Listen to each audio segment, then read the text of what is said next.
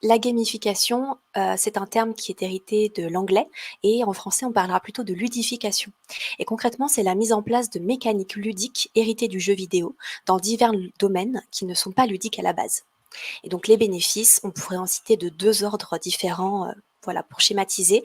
Ce serait remettre l'humain au centre de l'entreprise et booster sa motivation et sa productivité.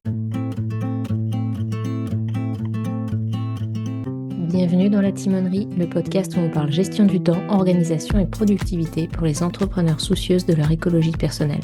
Je suis Cécile et j'aide les entrepreneurs et les femmes qui ont des projets à mettre en place leur système d'organisation sur mesure et à se libérer du temps et de l'espace mental, à travers des formations, des accompagnements ou directement dans leur entreprise en tant qu'online business manager. La timonerie sur un bateau, c'est le lieu qui abrite les instruments et appareils de navigation. Et ce que je veux avec ce podcast, c'est te donner des outils, conseils et partage d'expériences concrets pour avancer efficacement et sereinement vers tes objectifs, tout en respectant tes aspirations et ton mode de fonctionnement, loin des contraintes et des règles du jeu imposées par les injonctions extérieures.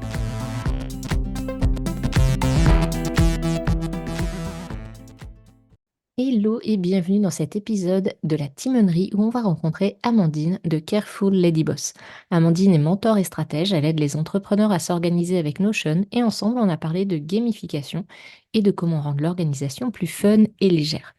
On a parlé de productivité, forcément, de ce qu'était la gamification également, d'à quel moment et comment mettre du ludique dans ton organisation et de quelques autres endroits où penser gamification dans ton business. Je te laisse découvrir notre échange qui m'a donné plein d'idées. Salut Amandine, bienvenue dans la Timonerie. Aujourd'hui, on va donc parler de comment mettre du fun dans notre organisation et notamment de gamification du coup.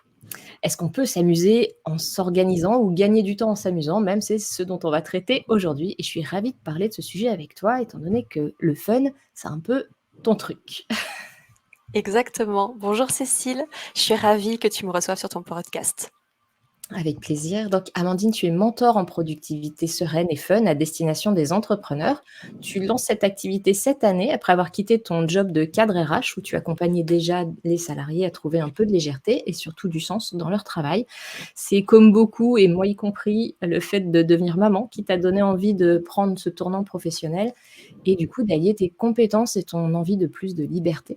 Tu partages tes contenus sur le blog Careful Lady Boss et sur Instagram, sur le compte du même nom. De toute façon, je mettrai tout ce qu'il faut en description pour te retrouver. Est-ce que tu as quelque chose à ajouter, compléter ou corriger sur cette présentation? Eh bien non, ça me paraît tout à fait complet. Nickel. Alors déjà, on va commencer avec la question rituelle que je pose à tous mes invités ou presque. C'est pour identifier un peu ton profil, ce qui permet de savoir d'où tu parles en fait, sachant qu'on est sur quelque chose de très réducteur, mais voilà, sur un spectre entre flexible ou structuré et entre capitaine ou navigatrice. S'il faut, je réexpliquerai ce qu'est capitaine ou navigatrice, mais pour ceux et celles qui ne savent pas, il y a des épisodes du podcast au tout début de la saison qui parlent exactement de ça. Donc je vous renvoie à ça. Alors, plutôt flexible ou plutôt structuré? Alors pour le coup, je suis d'une nature très flexible.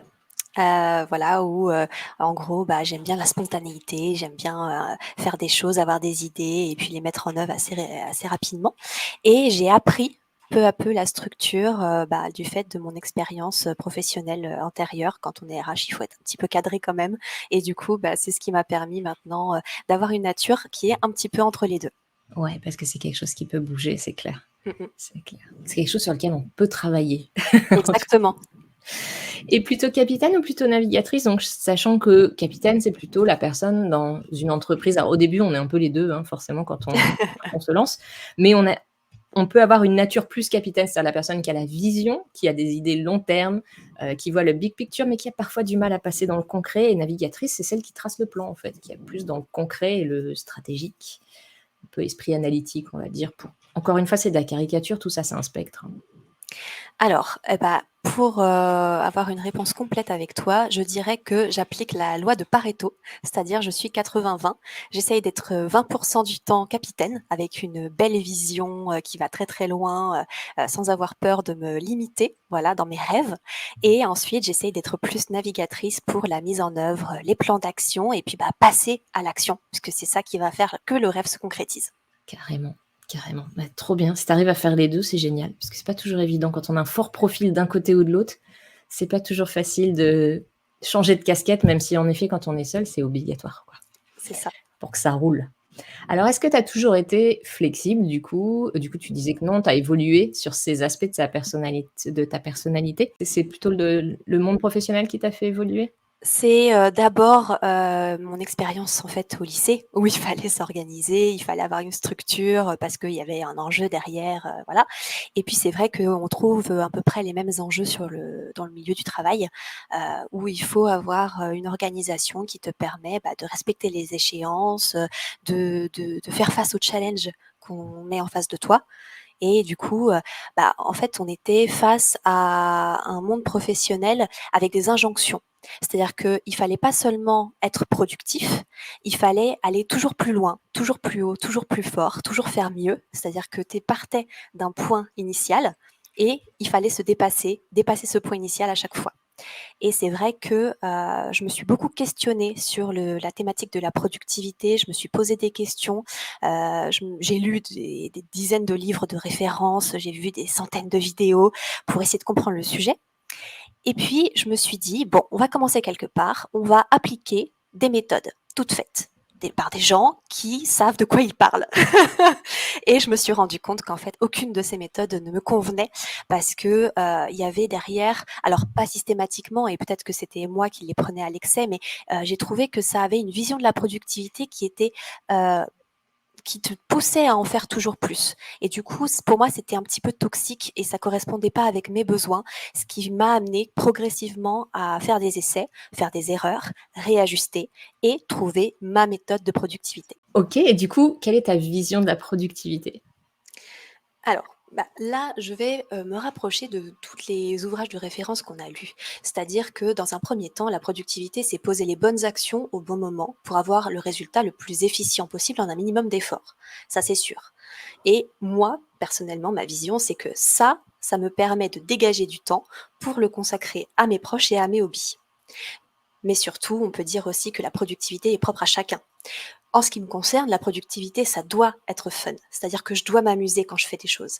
Ça participe à mon bien-être global et ça me permet de tenir sur la durée, ce qui est la recette du succès.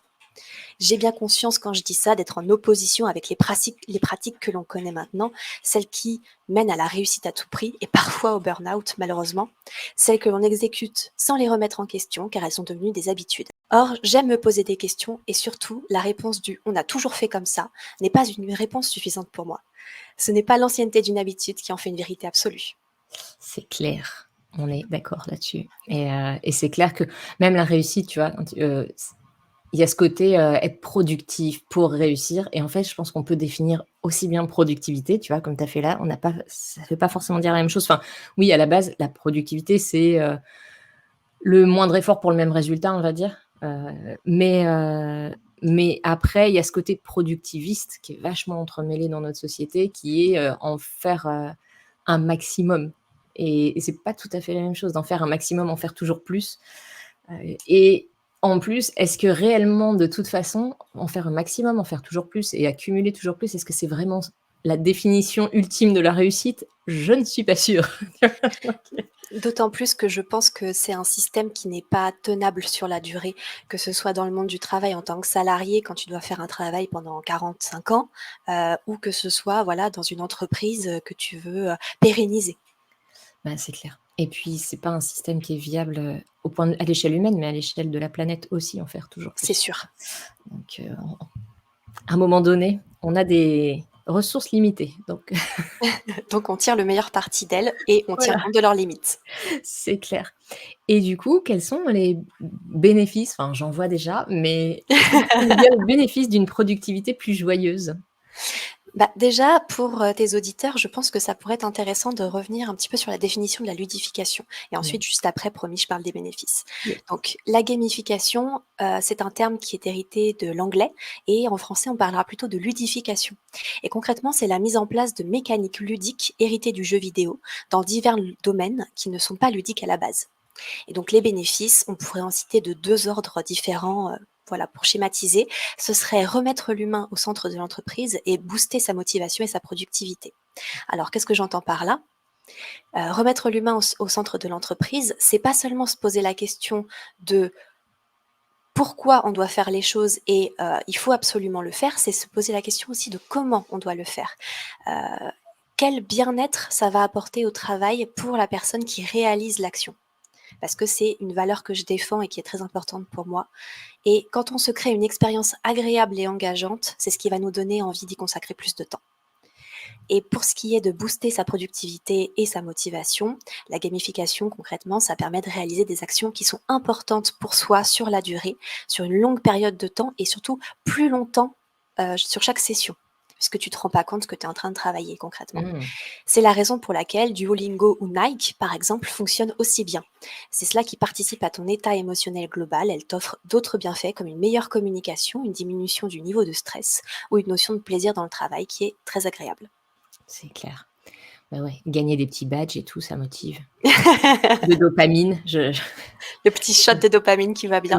mais ouais, c'est un peu un hack de cerveau en vrai. Mais bon, si ça marche et que c'est cool et qu'on se sent bien, c'est ça C'est tout le bénef. bah, ouais, c'est bénef pour tout le monde, en fait. Enfin, pour tout le monde, surtout quand on bosse dans son entreprise puisque du coup, on en profite humainement et on profite des résultats de la productivité donc Exactement. c'est trop cool. Du coup, comment avoir une organisation plus fun, justement? Quels conseils, quels conseils tu donnerais? Alors, il y a en fait 1000 et un conseils qu'on peut donner et ça va dépendre aussi de l'approche qu'on peut avoir de ce qu'on trouve amusant, de ce qu'on trouve fun. Moi, ce que je voulais voir avec toi, c'était, les 3 aspects dans lesquels on peut utiliser la gamification dans sa productivité, dans son organisation. On peut l'utiliser pour, mettre en place une nouvelle habitude, pour développer une nouvelle compétence et pour atteindre des objectifs. Donc, si on veut mettre en place une nouvelle habitude, c'est la méthode qu'utilise par exemple Nike Run Club. C'est une application qui te permet de t'engager à faire plus régulièrement du jogging. C'est un système de points et de défis personnalisés qui te permet de prendre une nouvelle habitude. Tu peux traquer ta progression et trouver un partenaire d'engagement pour mettre la mise en place de cette habitude plus motivante. Mmh. Donc ici, c'est le même principe. Tu vas appliquer la méthode en identifiant une habitude que tu veux prendre, en te challengeant progressivement et en augmentant plus ou moins la difficulté. Et éventuellement, si tu peux trouver quelqu'un pour l'apprendre avec toi, c'est l'idéal. Ouais. Ce que je dis toujours sur avoir au moins un ou une business buddy, quelqu'un sur lequel enfin, ça motive et puis il y a un peu ce côté, prendre, un engagement extérieur, quoi. Exactement. Du coup, ça motive. Du coup, ouais, on pourrait prendre une nouvelle habitude, par exemple, je ne fais pas mes factures très régulièrement, je veux, m'organiser mieux pour gérer ma compta. Je mets en place des petits défis, des points, des récompenses, quand je le fais, c'est ça? Exactement. Alors, on peut par exemple dire, je vais faire un plan sur 3 mois pour, reprendre la main sur ma comptabilité et faire en sorte d'avoir une comptabilité propre pour ma prochaine déclaration à l'URSSAF. Par C'est un bon exemple. départ. Ouais. Et donc la première étape, ce sera de faire, le tri dans ses factures et ses recettes, de tout préparer comme il faut. La prochaine étape, ce sera, voilà, de se prévoir un plan d'action pour, saisir les choses, dans son tableau de suivi, Mmh. faire un suivi très, précis. Et la troisième étape, ça va être de dire: «Maintenant que j'ai rattrapé mon retard et que, voilà, mon défi est réussi de mettre tout cela à flot, et ben, mon prochain défi, c'est avec ma business partner de me dire, on se fait des petites sessions coworking une fois par semaine et on fait notre comptabilité chacune de notre côté». Yes. C'est marrant parce qu'en t'entendant parler, je me dis: «Ouais, je trouve ça tout de suite plus fun et engageant» et encore que moi j'ai pas trop de soucis avec la compta, j'aime bien mettre des chiffres dans des cases donc mais de me dire, je suis level 1, level 2, level 3 et là la déclaration URSSAF, c'est le boss final, tu vois? C'est exactement ça. Même si en vrai je gagne pas des points, des badges et des machins, juste déjà de porter ce regard, je sens que c'est beaucoup plus léger et du coup c'est certainement plus facile à mettre en place ou à lutter en tout cas quand ça devient un peu alors j'ai vraiment pris le truc le plus chiant du monde, hein, l'administratif, le exprès, comme quoi on peut mettre du fun dedans. Bah, tu vois, moi, je trouve pas ça si chiant que ça, mais c'est peut-être ma déformation professionnelle. Ouais, en vrai moi non plus, mais je sais que c'est quelque chose qui Oui, qui c'est rébarbatif pour la qui est plupart des rébarbatif entrepreneurs. pour beaucoup de monde. Mmh. Et là pour galérer avec les impôts, avec le SIE, je t'assure que même moi là, je trouve que ça devient chiant. Enfin, C'était presque drôle tellement le sort s'acharne sur mon cas, mais là, ça devient un peu chiant quand même.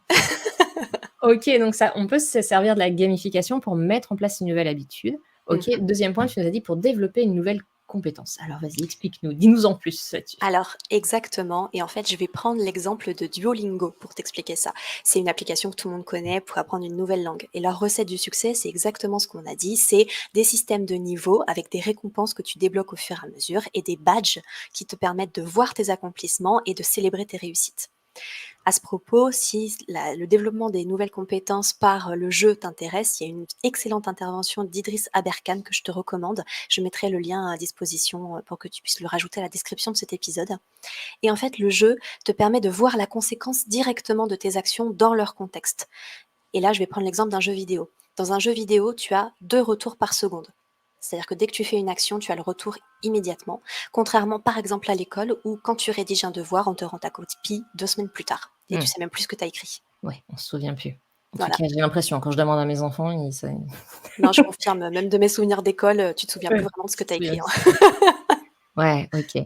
Du coup, oui, ça peut être, sur une nouvelle compétence en organisation, ça peut servir aussi d'avoir ce côté, C'est transposable en fait ouais. dans tous les sujets. Après c'est identifier la compétence, que tu veux, Mmh. apprendre et puis, bah, trouver, soit un système qui existe déjà pour te permettre, bah, de monter des niveaux dans cette Ouais. compétence, soit, de t'en inventer un si ça n'existe pas ou de voir avec une professionnelle pour qu'elle te fasse un parcours personnalisé. Parcours personnalisé, ouais, genre je veux maintenant gérer comme ci, comme ça mes projets et du coup, mettre en place, bah, de la gestion de projet, par exemple, c'est une vraie Exactement. compétence et du coup, on peut se faire un petit, système, ouais, de niveau. J'avoue que quand j'accompagne mes clientes sur, reprendre en main leur temps, en individuel en tout cas, je prévois pas des badges, des trucs, mais il y a quand même le fait de regarder ce qui est accompli, de le nommer, de le dire et je leur dis souvent, sur les trucs, qu'elles trouvent un peu difficiles, de se prévoir des récompenses aussi extérieures, Exactement. vraiment. Exactement, c'est-à-dire que, là, ce qui va être aussi important, c'est non seulement de réaliser le parcours, de suivre le chemin, mais c'est aussi de voir, là d'où on vient. De Mmh, regarder en oui, arrière, de voir le chemin qui a été parcouru parce que on a tendance une fois qu'on est au milieu du parcours à se dire: «Mince, il y a encore pas il y a mal de encore choses tout à ça. faire, Mmh. il y a tout un chemin devant moi» et on oublie, tout ce qu'on a fait d'abord et qui était aussi, bah, une épreuve en soi et Ouais, qu'on a carrément. réussi. Pour ça, c'est hyper bien d'avoir la moi ce que j'ai d'ailleurs fait un épisode de podcast là-dessus, c'est la done list, la Oui, liste de ce qu'on a fait, oui, et ça, bon, moi qui utilise Notion, c'est facile parce que ça garde, mais je pense toutes les applis de to-do list font ça. On coche, donc on est content de cocher. En vrai, ça oui, fait un petit shoot de dopamine de c'est cocher, ça. hein. Des fois, on rajoute des trucs juste pour les cocher, mais on coche, on voit la progression et bien sûr, on voit encore toutes les cases vides, mais on peut regarder toutes les enfin, moi, j'ai un filtre avec, où je ne vois que ce qui a été coché justement et une fois par mois, je regarde, enfin, quand je fais mon bilan mensuel, je regarde ce que j'ai fait et je me félicite, quoi, déjà. Mais tu as tout à fait raison. C'est pas hyper game, mais c'est déjà une récompense. Et tu sais que j'ai un système aussi qui est proche de ça exactement et Ouais. je suis allée au bout des choses et j'ai fait un système, dans mon plan Notion où en fait, pour, l'atteinte des objectifs, j'ai un système de niveaux. J'ai une barre de progression comme on voit souvent, Ouais. mais j'ai des niveaux qui se débloquent au fur et à mesure que Ah, tu trop bien. réussis, des objectifs, qu'ils Voilà, soient personnels ou professionnels. trop bien. OK et du coup, c'est le troisième point justement. On peut donc, gamifier, ça permet aussi, de sur l'atteinte des objectifs, justement de progresser ou que ça soit plus simple ou plus Ah fun bah, peut-être? concrètement, en fait, c'est ce qu'on commençait à annoncer un petit peu toutes les 2 ensemble, Ouais. c'est que, la gamification, ça te permet de te concentrer sur l'instant présent et sur la réalisation de la tâche en cours, Mmh. sans ressasser le passé et sans t'angoisser pour la montagne de choses qui te restent à faire. Ici, on va plus loin, en fait, que le simple fait de se prévoir une récompense quand tu as fini Ouais, telle tâche. ouais. C'est lutter contre la procrastination, mais de manière consciente, en ayant conscience d'une notion très importante qui est la notion de motivation et la différence entre la motivation extrinsèque et la motivation intrinsèque. Pour ça, si tu me le permets, j'aimerais te raconter une petite histoire. Vas-y, avec plaisir. Donc en fait, concrètement, c'est l'histoire de Edward Deci et de Richard Ryan, qui sont 2 scientifiques qui ont mené des expériences pendant les années 70 et pendant plus d'une vingtaine d'années sur la motivation. Et l'une des plus célèbres, c'est l'histoire du cube Soma. SomaCube, qui est comme un espèce de Rubik's Cube. Ils ont donné ce cube à résoudre à un groupe test. Ce groupe test, ils l'ont divisé en 2 sous-parties. Dans la première partie, c'était voilà le cube, résolvez-le. C'est tout, la seule consigne. De l'autre côté, il y avait voilà le cube, si vous le résolvez, vous aurez une récompense financière. Intéressant à savoir. Eh bien, ils se sont rendus compte qu'en réalité, les gens qui avaient la promesse d'une récompense financière s'ils résolvaient le SomaCube étaient moins susceptibles de venir à bout de l'épreuve que ceux qui n'avaient pas de récompense financière programmée. Et c'était encore plus prégnant quand on leur enlevait la récompense financière s'ils mettaient trop de temps à résoudre l'énigme. Ok. Du coup, ça les motive. Enfin, finalement, ça les motive pas ou ça vient brouiller. Eh ben, c'est là que la distinction entre les 2 types de motivation est très intéressante. C'est-à-dire qu'à partir du moment où il y avait une récompense financière dans le cadre de cette expérience scientifique, ça relevait de la motivation extrinsèque. Ouais. C'était le dualité entre récompense et punition, validation sociale et objectif de performance. Donc, à partir du moment où l'objectif ou la récompense était perçue comme ne valant pas l'effort, voire même quand la récompense était ôtée, bah, du coup, la motivation partait également. Alors que quand il s'agissait de motivation intrinsèque, une motivation qui est propre à soi, qui est due au sentiment d'accomplissement, à la curiosité et à l'apprentissage et à la recherche d'une meilleure productivité et d'un alignement, à ce moment-là, même quand on ne prévoit pas de récompense, on a cette motivation et on a cette envie de passer à l'action qui te permet d'atteindre tes objectifs. Ok. Et donc, c'est pas toujours le cas, on s'en doute bien, notamment quand il faut remplir la déclaration de l'URSSAF. Mais c'est vrai que quand on a un sentiment de pourquoi qui est très fort, c'est ce qui va te permettre d'atteindre tes objectifs, de tenir sur la durée et surtout de réaliser des actions que tu n'as pas forcément envie de faire, mais qu'il faut faire parce que c'est important pour le projet que tu as à l'heure actuelle. Ouais, d'accord. Et du coup, moi, c'est ce que je recommande toujours de garder en tête et de faire souvent le lien entre la vision qu'on a, les objectifs qui en découlent, les projets qui font avancer vers ces objectifs, et puis, du coup, les actions qui sont dans ces projets. Enfin, vraiment de faire le lien qu'on perd parfois, hein, même quand on est tout seul dans sa boîte, entre le moment où on définit la vision et le moment où... Enfin, moi, à chaque fois que je publie sur les réseaux sociaux, par exemple, j'oublie complètement pourquoi je fais ça et je trouve juste ça très, très relou. Me rappeler le pourquoi, ça aide. Mais vraiment, c'est hyper important, déjà, dans le choix de ces actions, du coup, de prendre des actions qui sont vraiment en lien avec quelque chose qui ont du sens. Voilà, qui a du sens, qui nous motive profondément. Et de s'en rappeler quand on le fait. Peut-être, moi, je conseille toujours d'afficher sa vision quelque part. Tu peux afficher ta vision, effectivement. Et ce que je recommande aussi, c'est de faire des bilans, alors soit de façon mensuelle, soit trimestrielle, pour justement voir le chemin accompli, te rappeler du pourquoi, du comment. Et surtout, la chance que l'on a en tant qu'entrepreneur, c'est ça, c'est qu'on est totalement autonome et en contrôle de nos actes. On fait le pourquoi, on fait le comment, on fait le quand, on fait tout. Donc, on maîtrise son temps, son énergie, contrairement à un salarié. Alors, il faut en tirer pleinement parti. Ouais, c'est vrai qu'on peut... On a du choix, en tout cas. On a le choix de comment on s'organise. Ok. Et du coup, ça, en fait, se rappeler de pourquoi on fait les choses, c'est déjà une partie de la gamification pour toi? C'est ce qui va te permettre de mettre en œuvre ensuite une technique de gamification qui va fonctionner pour soi. Ok. Ouais, ça peut être oui, se rendre compte qu'en fait, cette action, c'est un niveau pour aller vers le super boss qui est notre vision. Je reviens sur du... Je suis... Un jeu vidéo, moi, c'est Mario Bros. Donc... Bah, c'est exactement ça.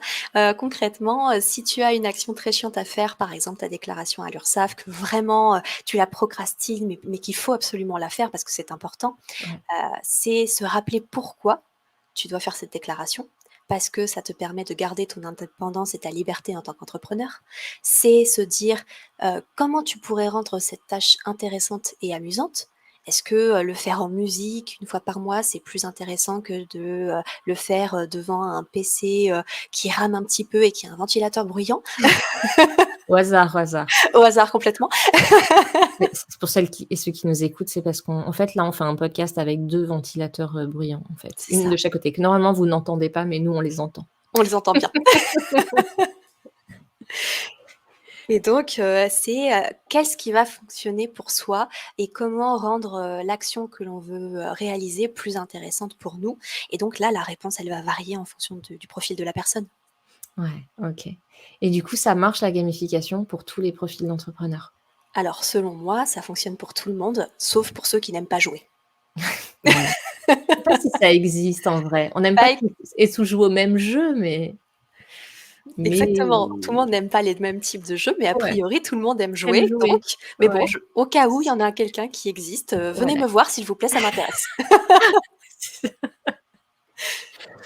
Donc ça fonctionne pour tout le monde, mais j'imagine que du coup, comme il y a différents profils d'entrepreneurs et différents profils de joueurs, ça doit pas être, enfin au niveau concret, la mise en place doit pas être la même pour tout le monde.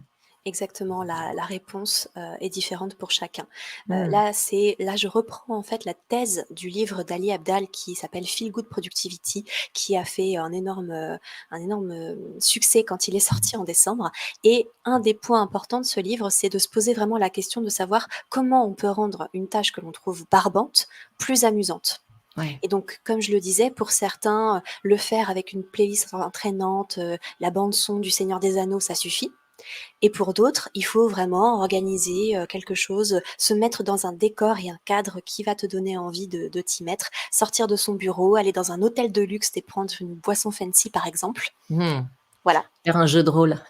exactement, faire un jeu de rôle pour un temps, se prendre pour Carrie Bradshaw quand tu rédiges, tes articles de blog.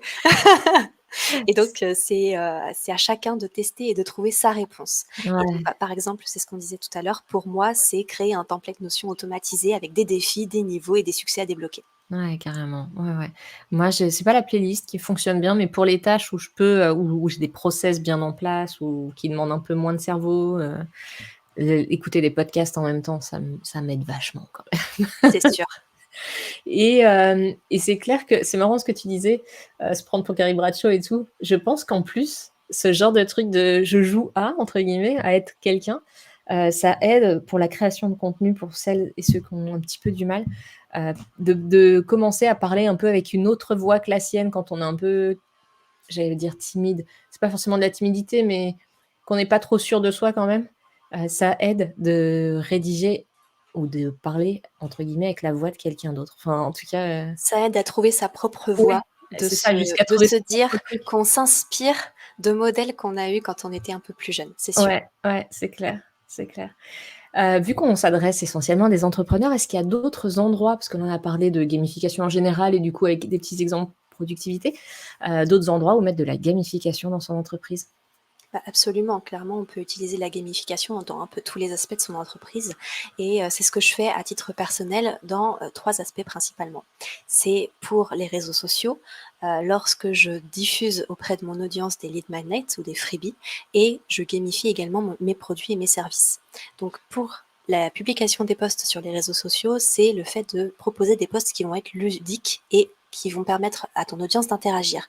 Donc c'est le fait de proposer des quiz ou de faire deviner un personnage célèbre ou un concept de ta thématique. Mmh. En ce qui concerne ton freebie, on ne veut plus d'e-book de 48 pages. C'est fini. Personne ne veut ton maudit e-book, c'est ça que Pitié, Alex arrêtez. rappelle.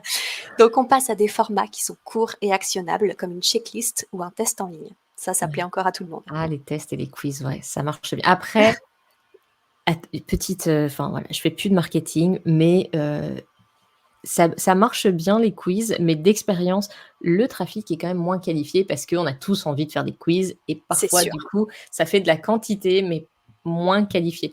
Mais en tout cas, c'est clair que, faire quelque chose de plus fun, ça va forcément plus marcher et pour les apprentissages aussi, du coup. Exactement. Et c'est là qu'il faut justement pas décevoir son audience, c'est-à-dire qu'une fois que tu as fait tout ça, il faut gamifier ton produit ou ton service pour créer, voilà un engagement qui va être plus fort de tes clients et Mmh. c'est, par exemple, en créant une récompense surprise pour tes clients les plus engagés, en leur envoyant une carte à gratter avec un message personnalisé ou en créant un jeu de cartes sur ta thématique. Les Oh, exemples sont trop vraiment bien. très nombreux. Ouais, ouais, ouais et même sans aller jusque-là, on peut faire des trucs maintenant la plupart des plateformes ont des plateformes de formation en ligne, en tout cas pour ceux qui Oui, vendent des produits, des formations en ligne. Il y a ce petit système de badge, de gamification qui est possible, qu'on absolument. peut Il y a des activer, systèmes quoi. de quiz et qui te permettent de valider Mmh, les modules suivants de la ouais. formation. Valider le niveau pour pouvoir passer au-dessus. Exactement. OK. Bah, merci beaucoup, pour tous tes apports, sur le sujet. C'est trop chouette. On va passer aux questions de la fin, les questions, que je pose pareil à tout le monde. La première étant: est-ce qu'il t'arrive de procrastiner? Et si oui, comment est-ce que tu gères ça juste du coup? Alors ça m'arrive encore, mais je t'avoue que ça m'arrive de moins en moins.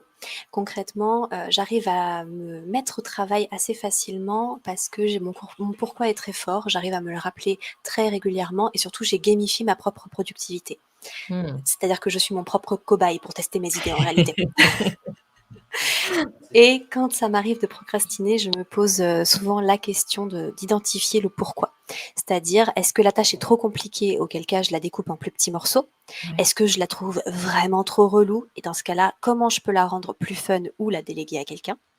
Et ou est-ce que c'est mon perfectionnisme qui parle? Et dans ce cas-là, je me fixe un contrôle de qualité interne. C'est-à-dire, à quel moment est-ce que je considère que la tâche est terminée? Et si j'ai plus de temps, qu'est-ce que je peux faire pour l'améliorer? OK, ouais. On se dit qu'à 15/20 c'est bon, mais si on a le temps, on visera un 18 ou un 19 quoi, en gros. Exactement. Mais pas forcément que pour que ce soit terminé, il faut y avoir 20/20 et du coup, je m'y mets même pas parce que 20/20 c'est pas C'est trop possible. dur.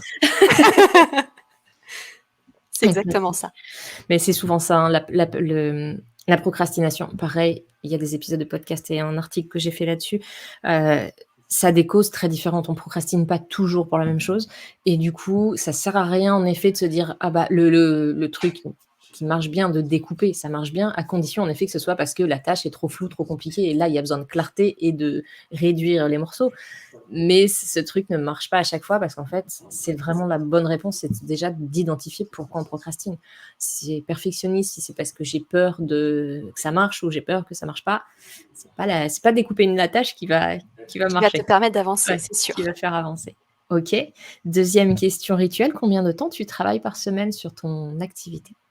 Eh bien, en ce moment, je travaille entre 15 et 20 heures par semaine parce que mon premier job, c'est d'être maman de ma petite fille de 7 mois.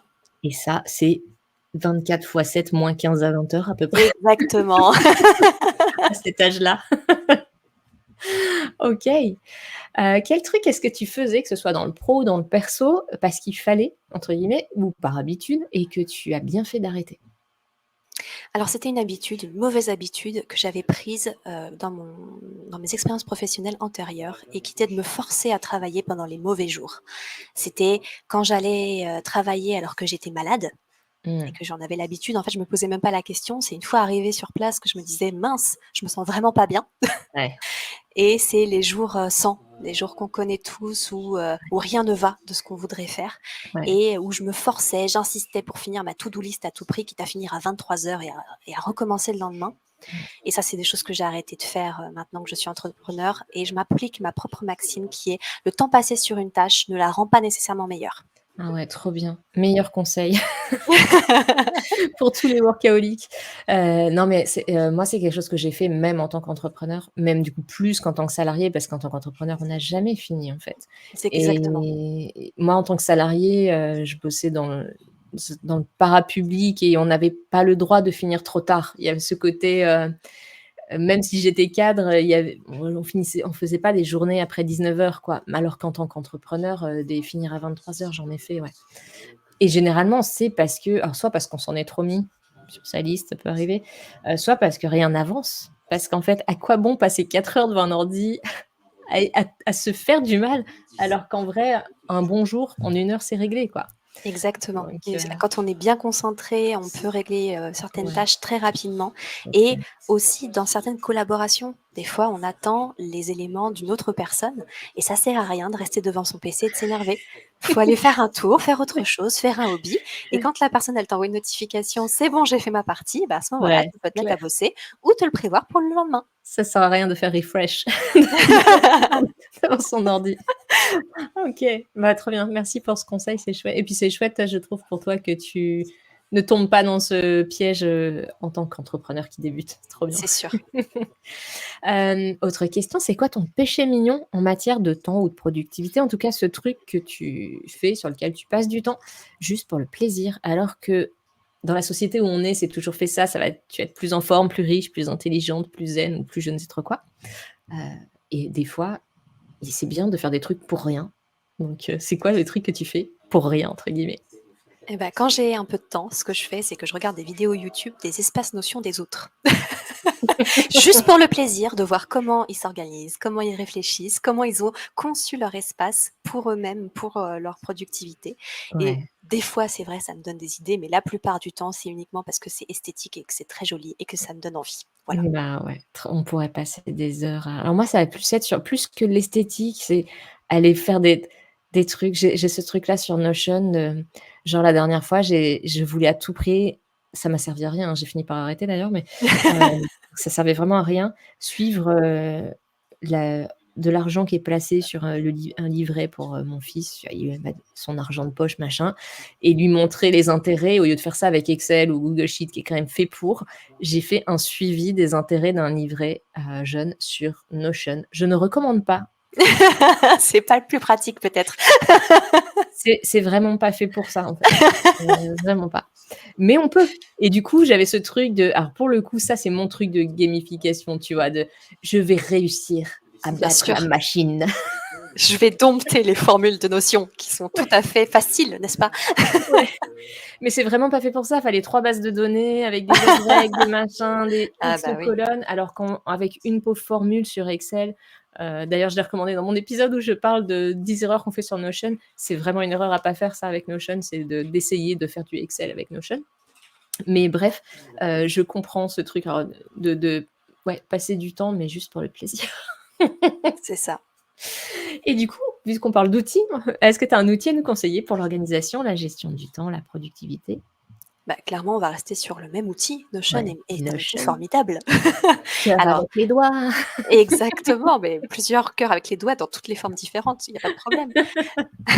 Donc pour moi, c'est un outil formidable. Il permet d'avoir une meilleure organisation, une gestion du temps, optimisée, une productivité globale au top. Mais surtout, ce que je voudrais quand même ajouter, c'est que c'est un merveilleux outil qui doit être couplé avec une méthodologie pour en tirer le meilleur des Clairement. résultats. Mais C'est-à-dire que clairement. on peut avoir un template merveilleux qui a été fait, pour être une machine de guerre. Si on ne sait pas l'utiliser et qu'on n'a pas une structure, Ouais. ça nous servira pas. Ouais, je suis en ce moment en train de remettre à jour, moi, ma formation qui s'appelle Notion sur mesure, où justement, j'apprends à se créer une son second cerveau sur Notion, en partant d'un exemple que je donne, mais en fait, l'exemple est plutôt pour, apprendre à dompter Notion, enfin bref.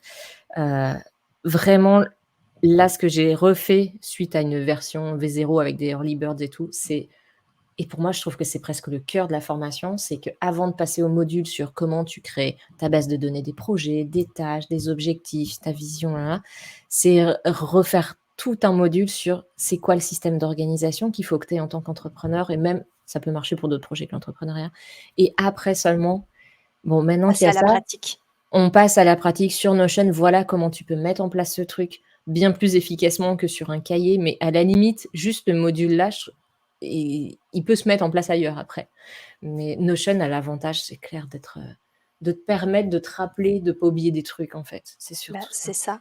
Et en Ouais. fait, j'ai l'impression aussi que c'est ça qui fait que quand on télécharge un template qu'on a trouvé gratuitement à gauche, à droite, et cetera, ça Mmh. fonctionne pas pour le rajouter dans son organisation parce qu'on n'a pas l'explication de texte. On n'a Ouais, pas comment la personne qui a conçu ce template est organisée et comment tu peux utiliser son organisation et l'intégrer à ta structure et à ta ouais. méthodologie. Bah, C'est pour c'est ça ça. que quand ça colle pas, bah, on laisse le template, on l'oublie. Ouais.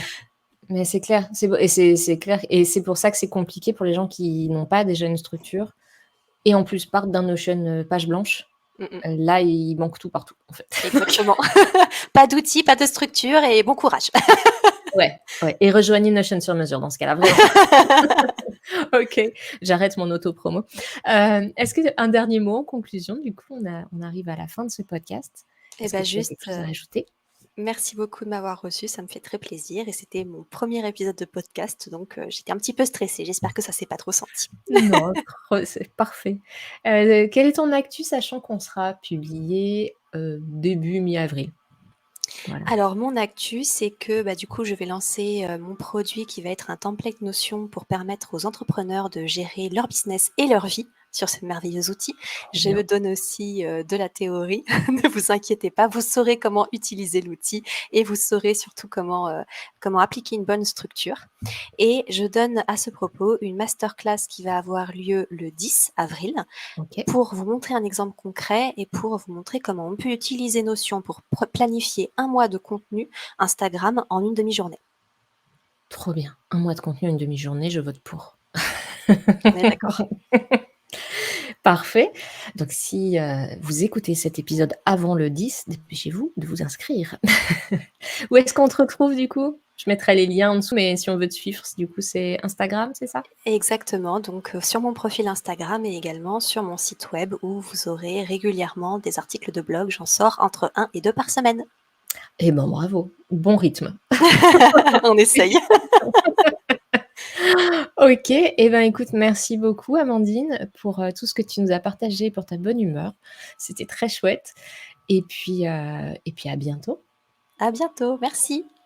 J'espère que l'épisode t'a plu. Si je devais résumer l'essentiel à retenir, je dirais que déjà la vision de la productivité d'Amandine est assez proche de celle que je partage, à savoir poser les bonnes actions au bon moment pour avoir le résultat le plus efficient possible, c'est-à-dire un résultat avec un minimum d'effort pour avoir plus de temps libre et pas forcément de faire tout plus vite pour en faire toujours plus. Pour elle, la productivité peut et surtout doit être fun. C'est ce qui va permettre de faire durer ce qu'on met en place dans le temps. La gamification ou ludification en français consiste à mettre en place des mécaniques ludiques héritées du jeu vidéo dans d'autres domaines.